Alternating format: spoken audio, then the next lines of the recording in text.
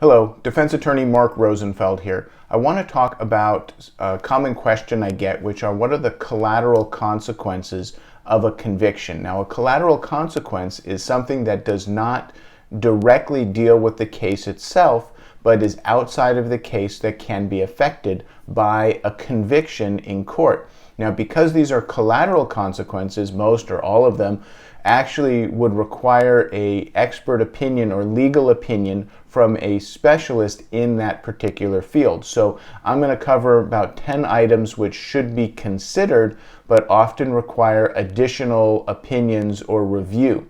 So the first one I want to talk about is professional licenses. If someone is facing a criminal charge, they have to deal with the case in court, and that's the type of thing that a criminal defense attorney such as myself works on, and we work to get the best deal possible or possibly take the case to trial if necessary.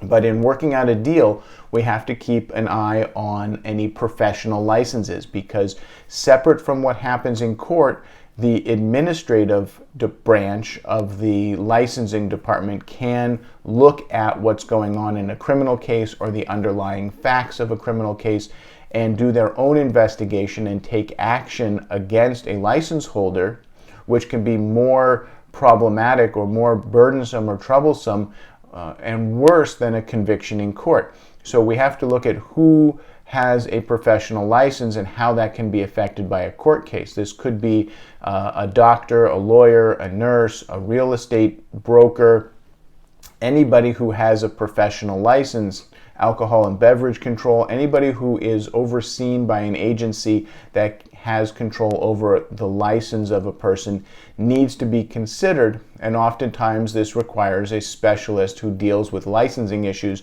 to review the case, review possible settlement options and trial, and help guide the attorney and the client to the best possible result. Another collateral consequence, number two, that I've jotted down is employment.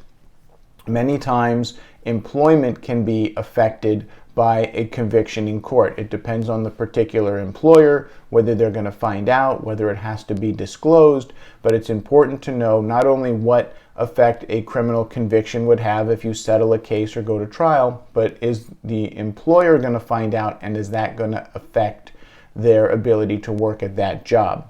Third, I want to talk about security clearances. This is kind of tied to employment, but it's separate. Security clearances, where someone goes through background checks, is another area where it can pop up where someone doesn't think about it, that, oh, they have a security clearance, and if they're convicted, their security clearance will be revoked, and that can cause effects for them throughout their life. A fourth issue that often comes up as a result of a possible conviction in court is firearms ownership, gun ownership. In particular, if the offense is related to a firearm or possibly domestic violence, there can be consequences regarding the ban of ownership of any firearms or dangerous weapons, maybe for a period of time, maybe for a lifetime. So another collateral consequence we'll call number 4 is gun ownership, and we need to look into that issue before we resolve any case or take a case to trial.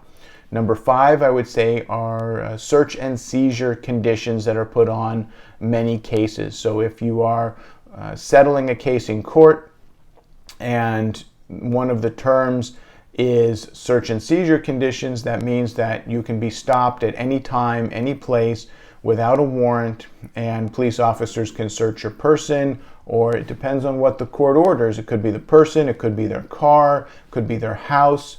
And this can lead to a lot of trouble down the road if somebody has something that they're not supposed to have and they are stopped and searched as a result of consent because of a plea bargain or a court conviction that results in search and seizure conditions. So we need to watch out for those as well.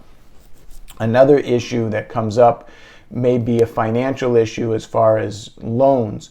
A lot of people, right now, I'm recording this during the coronavirus outbreak, a lot of people are applying for government assistance and loans, and having a conviction on the record may result in a denial of a loan, whether that's a government loan or even a private bank loan.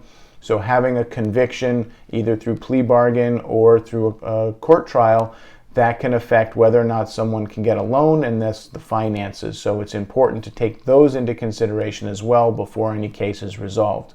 Another thing that can be affected, we'll call it number 7, is the right to vote. If someone is convicted of a felony, losing the right to vote can have a tremendous impact on them as a person and their input in the community. Therefore, many times cases will go to trial if somebody is worried about losing their right to vote. Number 8, I would list as international travel as a potential consequence. And once again, when we're dealing with these issues, many times it's important to bring in a professional who deals with that specific issue. What comes to mind is travel to Canada. Canada is very strict with any convictions that someone may have. And I know that even on a first-time DUI, just a regular driving under the influence case, Canada will turn people away at the border. So it's very important to get a professional opinion on the international travel before someone actually gets on a plane, if we're ever able to get on planes again, get on a plane and go somewhere. We don't want them getting turned away at the border. And this oftentimes requires an opinion not from an attorney in the United States, but if someone's going to Canada or wants to go to Canada, they'll need an attorney in Canada or whatever other country they're traveling to make sure that they don't have any problems with any convictions on the record. Number 9 is tied to international travel, but also is for domestic travel, and that is something like TSA pre-check, which can be a collateral consequence of a conviction. If you are a business traveler or you just travel a lot and you want to go with the TSA pre-check program, many convictions will trigger a flag for TSA or just be an outright ban on a pre-check situation, which can slow down travel and can really interrupt somebody's life. So that's number 9. Number 10 may be the biggest one if it fits for your particular situation, and that is the effect on your immigration status. If somebody is immigrating to the United States, having a conviction or a criminal charge can affect their immigration status. And I am not an immigration attorney, so I don't give immigration advice.